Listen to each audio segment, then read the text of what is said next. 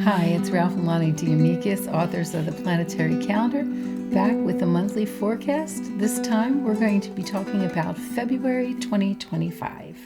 So get your calendar and follow along. So we're going to wind up February with the week starting on the 23rd to the 28th, and then we're just going to add in March 1st so you get the full 7 days. Yes, and on the Sunday, happily, The 23rd. the 23rd, Mars, who really does not like being retrograde, goes direct, finally, in the sign of the crab. Yay.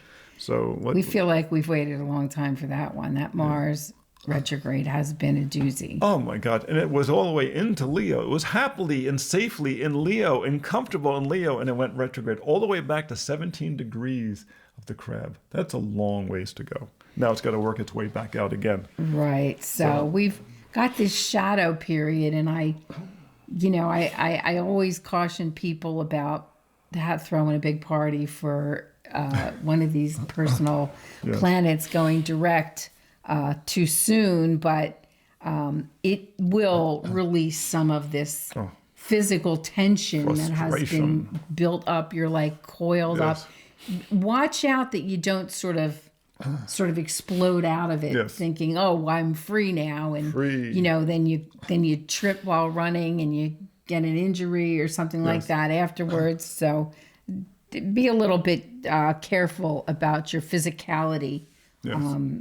As it makes its way to go fully direct and go out of the shadow. Especially you with the sun or the moon and the sign of the crab. Especially you, because you will be feeling it very personally. That same day, the 23rd, has nice aspects. Mercury is making a trine to Mars. The sun is making a sextile to the moon. There are squares to the moon, from a square from Venus and an opposition from Mars. So it's kind of a mixed day, but the big player that day really is the Mars. Well, and if you're going to have squares and oppositions, have it on a day where you've got a Capricorn moon.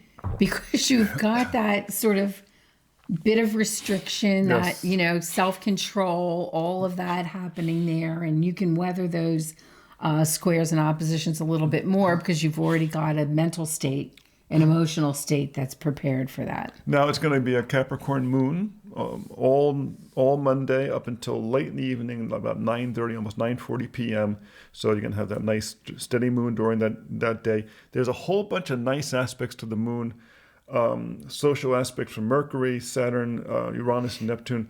So a very social day. This is a great day to interact with other people. There's not a lot of weight. That Saturn or Mars changing sign the other day, or changing direction, was enough. So just a nice social day. That's the 24th.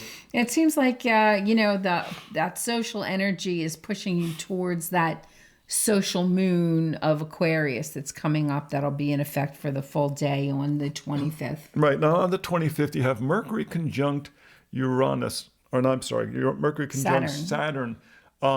This is a really good day to call your elders or call young people. Between Saturn. If you're the elder. Yeah, Saturn is the senior. It's the grandparent.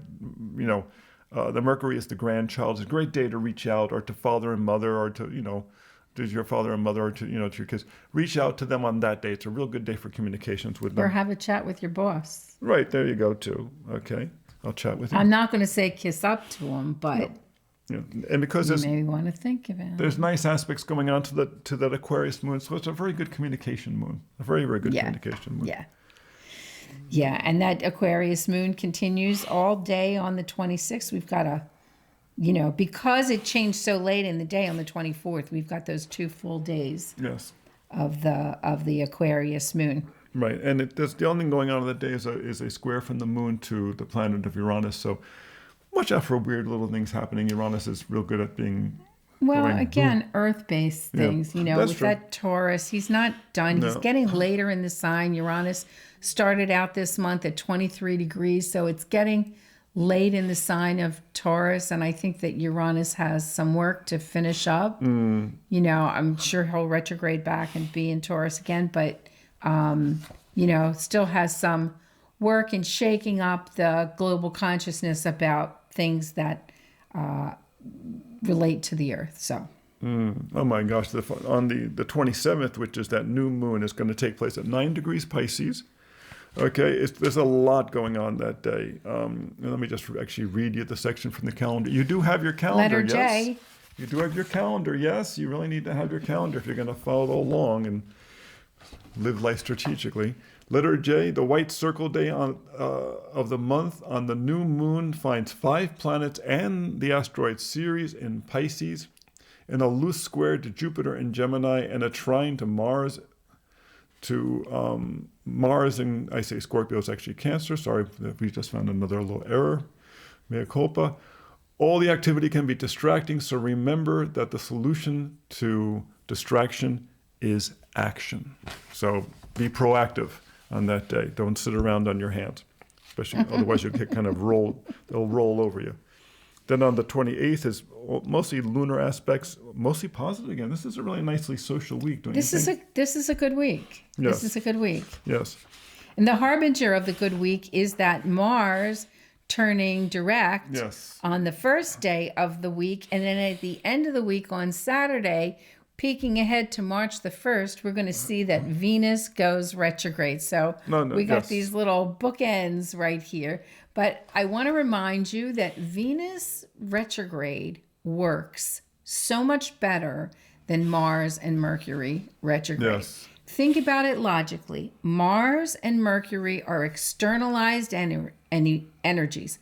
I talk, I walk. Those are the energies of Mercury and Mars. With Venus, she thinks, she feels, she cares.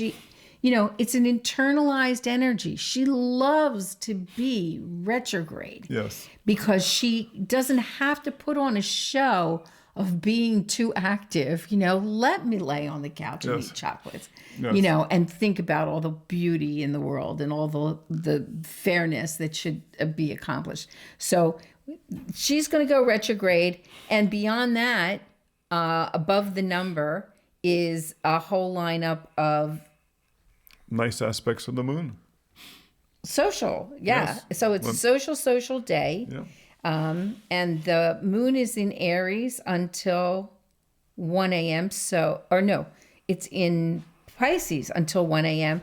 So it's going to be in Aries all day long. So be selfish, be kind to yourself. Yes. Be a little do what you want to do. Yes. And tell people I'm doing it because the moon is in Aries and Venus is retrograde. Yes. So that's it for February 2025. Join us next time for another monthly forecast. You can find us on YouTube at Planetary Calendar Astrology. And if you don't have your calendar to follow along, there's still some available at planetarycalendar.com.